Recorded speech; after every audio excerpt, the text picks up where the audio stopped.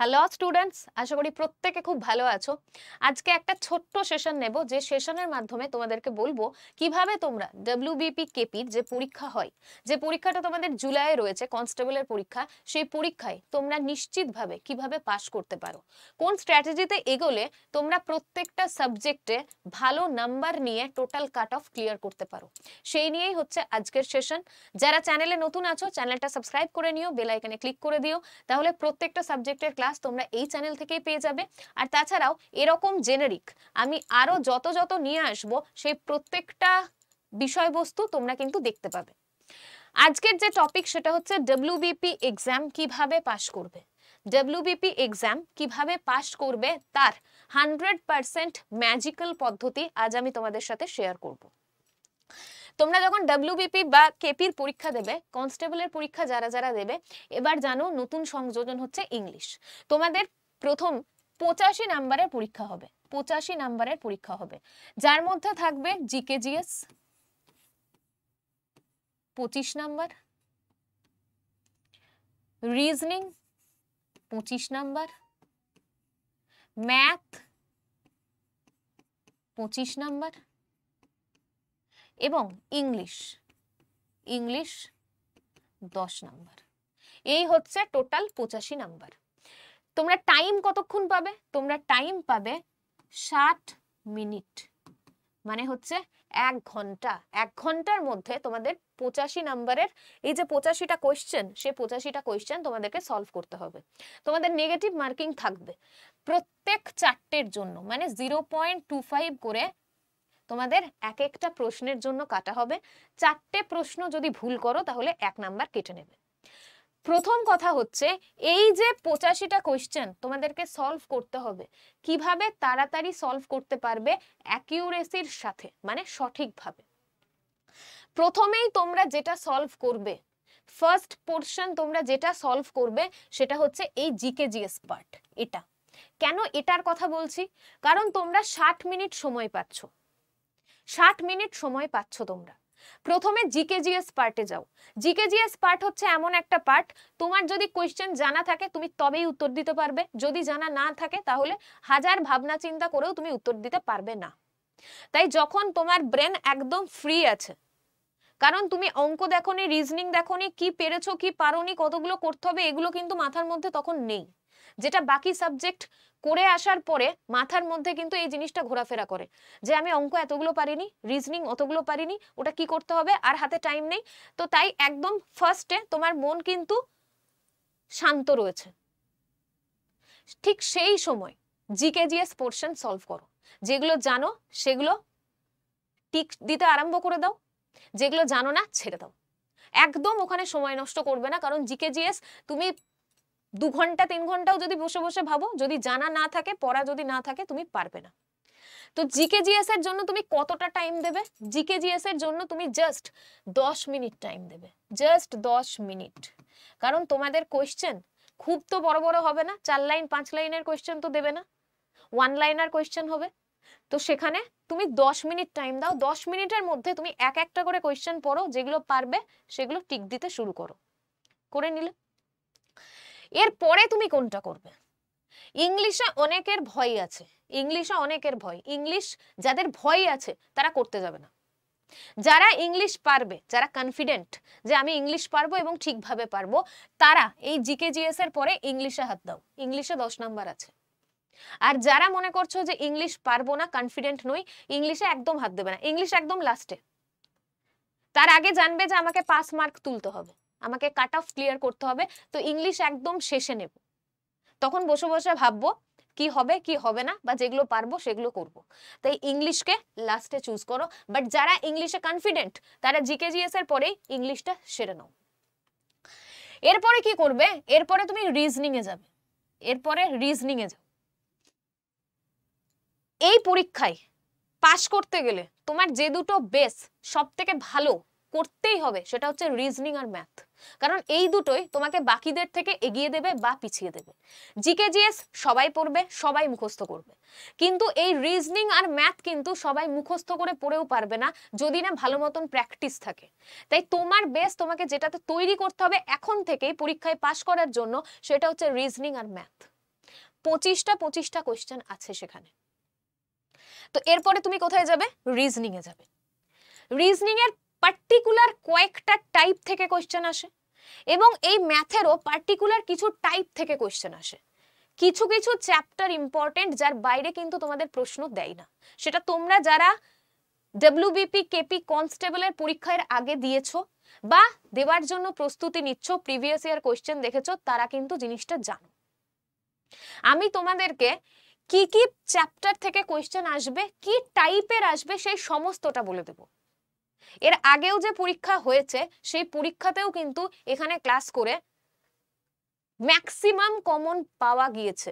সেটা যারা পড়াশোনা করেছে, সেটা পেড ব্যাচে বা ফ্রি ক্লাসে, তারাই কিন্তু ইউটিউবে আমাদেরকে জানিয়েছে যে একদম হুবহু কমন কিছু কোয়েশ্চেন এসেছে। আর বেশিরভাগ কোয়েশ্চেন যেটা এসেছে সেটা হচ্ছে টাইপ হুবহু কমন, শুধুমাত্র নাম্বারগুলো চেঞ্জ ছিল। তো এবারেও কিন্তু ওই টাইপ এবং যে টাইপ চলে আসছে সেই টাইপের বাইরে কোয়েশ্চেন হবে না। কিছু নতুন কোয়েশ্চেন থাকবে, সেগুলো কোন কোন পার্টে সেটাও তোমাদেরকে বলে দেব, তার বাইরে কোয়েশ্চেন আসবে না। তো রিজনিং এর যে যে পোর্শনে তোমাদের কোয়েশ্চেন আসবে তার মধ্যে নাম্বার সিরিজ খুব important. Number series, alphabet series খুব ইম্পর্টেন্ট। এখান থেকে তুমি কোয়েশ্চেন কমন পাবে। জাস্ট তুমি প্যাটার্নটা জেনে রাখো যে next number series, wrong number series, next alphabet series কি রকম ভাবে করতে হয়। যারা রিজনিং এবং ম্যাথে ভালো, রিজনিং এবং ম্যাথ থেকে চেষ্টা করবে যাতে ম্যাক্সিমাম নাম্বার তুমি সেখান থেকে তুলে নিতে পারো। তোমার টাইম ম্যানেজমেন্ট হয়ে যাবে। টাইম নিয়ে কোনো অসুবিধা নেই, তুমি 1 ঘন্টার মধ্যে ভালো মতন এগুলো নিয়ে উত্তর করতে পারবে। এবার তোমাকে জানতে হবে, এটা তো বললাম কোনটার পরে কোনটা করবে। জিকে জিএস করলে, যারা ইংলিশে ভালো তারা ইংলিশ করলে, আর যারা ইংলিশে কনফিডেন্ট নও তারা রিজনিং এবং ম্যাথ করবে। আর যারা ইংলিশে কনফিডেন্ট তারা আগে ইংলিশ করবে, যারা কনফিডেন্ট নও লাস্টে ইংলিশ করবে। এবার তোমাদেরকে যে স্ট্র্যাটেজিটা জানতে হবে সেটা হচ্ছে যে কোন কোন পোর্শনগুলো আমি আগে করব। রিজনিং আছে, ম্যাথ আছে, এবার পরপর যে আমি সব পারবো তার তো কোনো মানে নেই। আমি যদি কোথাও আটকে যাই তখন কি করব? যে কোনো পরীক্ষার ক্ষেত্রে যেটা সব থেকে আগে দরকার সেটা হচ্ছে কোয়েশ্চেনটাকে ভালো করে পড়া। তোমরা অনেক সময় কোয়েশ্চেনই ভালো করে পড়ো না, যে কি চেয়েছে আর কি চাইনি। তাই রিজনিং এবং ম্যাথ যখন করবে কোয়েশ্চেনটাকে ভালো করে পড়ে নাও। রিজনিং আর ম্যাথ এমন একটা সাবজেক্ট, তোমার অপশনের সাথে যদি মেলে তাহলেই তোমার উত্তর ঠিক। তোমার উত্তর আর অপশন যদি মেলে তাহলে তুমি ওখানেই বুঝে যাবে যে আমি ঠিক করেছি। যদি তুমি ভুল করো তাহলে কখনো অপশনের সাথে কিন্তু তোমার উত্তর মিলবে না। তাই তোমাকে কি করতে হবে? রিজনিং এবং ম্যাথের কোয়েশ্চেন ভালো করে পড়ে যেগুলো তুমি পারছো আগে সেগুলো করে নাও। এটা সব সাবজেক্টের ক্ষেত্রেই প্রযোজ্য, যে তুমি যেগুলো পারছো তুমি সেগুলো আগে করে নাও। এবার এখানেও সবাই যে সবটাই পারবে এরকম তো কোনো কথা নেই, সেক্ষেত্রে আলাদা আরেকটা স্ট্র্যাটেজি রয়েছে।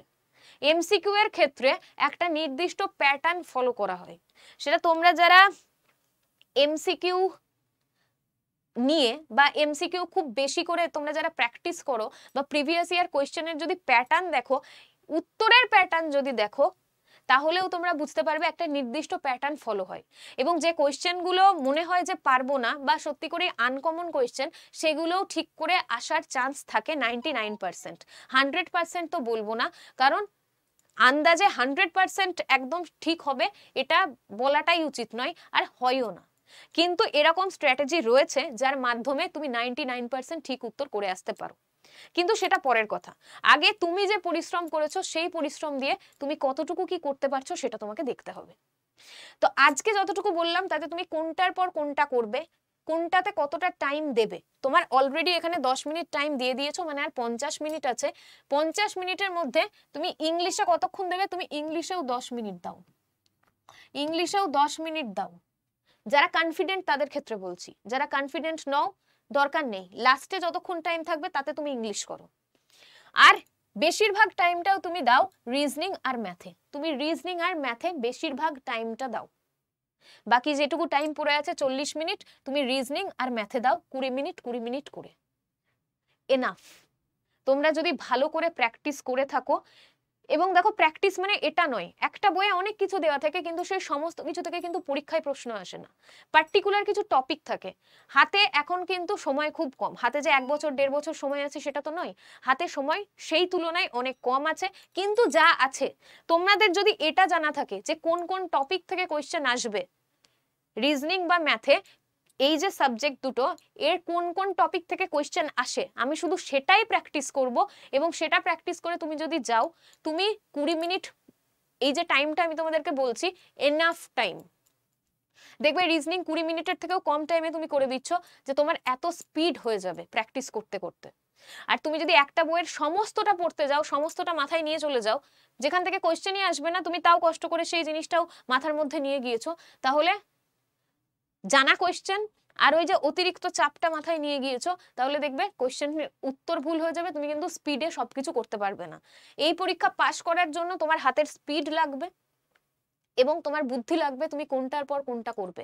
এবং যেখানে দেখবে যে আমি এই কোয়েশ্চেনটা পাচ্ছি না, সেই কোয়েশ্চেনটা কিভাবে তুমি ঠিক করে আসতে পারো, সেটাও কিন্তু এই পরীক্ষায় পাশ করতে গেলে তোমাকে জানতে হবে। আজকের এই ছোট্ট সেশনে তোমাদেরকে জানানোর কথা এটাই ছিল যে এইগুলো তোমাদের পরীক্ষায় আসবে, এতটা টাইম থাকবে, তোমাদের নেগেটিভ মার্কিং আছে, তাই উত্তর ভুল করে এলেও চলবে না, যেহেতু নেগেটিভ মার্কিং আছে। নেগেটিভ মার্কিং যদি না থাকতো কথা আলাদা ছিল, নেগেটিভ মার্কিং আছে, তাই প্রত্যেকটা প্রশ্নেও তোমাকে ভাবনা চিন্তা করে করতে হবে। এই যে বললাম যে কোন টপিকের মধ্যে, কোন সাবজেক্টের মধ্যে কোন পার্টিকুলার টপিকগুলো আসবে, সেই টপিকগুলো আমি আলোচনা করব নেক্সট সেশনে। ঠিক সেটা 5 থেকে 7 মিনিটের সেশন হবে। সেই সেশনে আমি তোমাদের সাথে আলোচনা করব রিজনিং আর ম্যাথ, এই দুটো, কারণ এই দুটোর বেস যদি তোমার স্ট্রং হয় তুমি নিশ্চিতভাবে কাট অফ ক্লিয়ার করে দেবে। তো এই দুটো থেকে কোন কোন টপিক পড়বে, শুধুমাত্র সেই টপিকগুলোই ভালো করে প্র্যাকটিস করো, প্রিভিয়াস ইয়ার কোয়েশ্চেন দেখো, তাহলেই বুঝতে পারবে যে হ্যাঁ এই টপিক থেকে বাইরে কোনো টপিক আসবে না। এটা নিয়ে আমি নেক্সট আরেকটা সেশন করব। যারা আজকে চ্যানেলে নতুন আছো চ্যানেলটা সাবস্ক্রাইব করে রাখো, কবে করব সেটা এখন থেকেই বলতে পারছি না, কিন্তু 2-1 দিনের মধ্যেই করব। এবং যারা চ্যানেলটা সাবস্ক্রাইব করে রাখবে তাদের কাছে অলরেডি নোটিফিকেশন চলে আসবে, এবং সেখান থেকে তোমরা ওই লিংকে ক্লিক করলেই ভিডিওটা দেখতে পাবে। তারপরে আরেকটা ভিডিও যেটা করব সেটা হচ্ছে ম্যাথকে নিয়ে অনেকে ভয় পাও, ম্যাথের যে পোর্শনগুলো ইম্পর্টেন্ট, যেখান থেকে প্রশ্ন আসে, সেগুলো কত সহজে তোমরা উত্তর করতে পারবে, কারণ প্রত্যেকটা হচ্ছে এক একটা টাইপ। তুমি যদি এক একটা টাইপ বুঝে নাও তাহলে কোয়েশ্চেন করতে তোমার অসুবিধা হবে না। এবং এই চ্যানেলে কিন্তু তোমাদের ওই প্রত্যেকটা টাইপের একটা করে শর্টস দেওয়া হয়, সেই শর্টসগুলো প্রত্যেক দিন দেওয়া হয়, জাস্ট 20 থেকে 25 সেকেন্ড, মিনিটও নয়, 20 থেকে 25 সেকেন্ডের মধ্যে ওই এক একটা টাইপ কভার করানো হয়, এবং তোমাদেরকে ওই স্পিডেই কিন্তু পরীক্ষায় করতে হবে। আমি যদি একসাথে 30টা টপিক 1 ঘন্টার ক্লাসে করাই তোমাদের কিন্তু মনে থাকবে না, তাই আমি শর্টস হিসেবে সেগুলো কিন্তু 20 থেকে 25 সেকেন্ডের মধ্যে এই চ্যানেলে আপলোড করে দিই, যেটা কিন্তু তোমরা দেখতে পারবে এবং খুব কম সময়ে তোমরা নিজেরাও শিখে নিতে পারবে। সারাদিনে যদি একটা অঙ্ক তোমাকে শিখতে হয় 20-25 সেকেন্ডে, সেটা সবারই ব্রেনে থেকে যাবে। তাই 1 ঘন্টার বা 2 ঘন্টার ক্লাসে ওইভাবে না করিয়ে ওই শর্টস গুলো আমি দিই, যাতে তোমাদের ব্রেনে থেকে যায়। এখানে ডিটেলস ক্লাসও হয়, তোমরা চাইলে দুপুর 3টের সময় প্রত্যেকদিন ম্যাথের ক্লাস হয়, যেখানে ডিটেলসে তোমাদেরকে বোঝানো হয়, সেই ক্লাসেও তোমরা জয়েন করতে পারো। তবে নেক্সট যে সেশনটা হবে সেটা কিন্তু সকলের জন্য খুব ইম্পর্টেন্ট হবে। যদি পরীক্ষায় পাশ করতে চাও তাহলে অবশ্যই ওই টপিকগুলো তোমরা পড়ে যাবে, এবং ঠিক যেরকম ভাবে তোমাদেরকে অপশন টেস্ট করতে হবে সেটাও আমি বলে দেব, সেইভাবে তোমরা করবে। পরীক্ষার হলে করার আগে যে কোনো একটা টেস্ট পেপার বা প্রিভিয়াস ইয়ার কোয়েশ্চেনে অ্যাপ্লাই করে দেখো আমি যে টেকনিকগুলো বলবো সেই টেকনিকগুলোতে উপকার হচ্ছে কিনা, তারপরে ফাইনাল এক্সামে তোমরা সেটা অ্যাপ্লাই করবে, দেখবে তোমাদের সত্যিই খুব উপকার হবে। আর নেক্সট সেশনটা দেখার জন্য তোমাদেরকে যেটা করতে হবে, চ্যানেলটা সাবস্ক্রাইব করে নিতে হবে আর বেল আইকনে ক্লিক করতে হবে, যাতে নেক্সট সেশনে তোমরা লাইভে থাকতে পারো, তোমাদের যার যা কোয়েশ্চেন আসে সেটা তোমরা লাইভে আমাকে জিজ্ঞেস করতে পারো। আজকের মতন সেশনটা আমি এই পর্যন্তই রাখবো। এই যে সেশনটা দেখতে পাচ্ছ এর টোটাল 3টে পার্ট হবে। আজকে ফার্স্ট পার্ট হচ্ছে, এরপরে সেকেন্ড পার্ট হবে, আর একটা থার্ড পার্ট হবে যেখানে আমি তোমাদেরকে শুধুমাত্র ট্রিক্স বলবো রিজনিং এবং ম্যাথের ক্ষেত্রে, কিভাবে কোন ট্রিক তোমরা অ্যাপ্লাই করবে, কিভাবে করবে, কোন কোন টপিক ইম্পর্টেন্ট, সবকিছু আমি বলে দেবো এই দুটো যে সেশন বাকি আছে সেই দুটো সেশনে। তো আজকের সেশনটাই শেষ নয়, এর আরো দুটো সেশন হবে, 3টে পুরো সেশন তোমরা দেখে নিও, তোমরা বুঝে যাবে যে কিভাবে এই ডব্লিউবিপি বা কেপি যে পরীক্ষাগুলো হয় কনস্টেবলের, সেখানে তুমিও পাশ করতে পারবে, তোমারও একটা সিট পাকা হবে। আজকের মতন সেশনটা এই পর্যন্তই, দেখা হচ্ছে পরের সেশনে। ততক্ষণের জন্য সবাই খুব ভালো থেকো, সবাইকে খুব ভালো রেখো, চলো টাটা।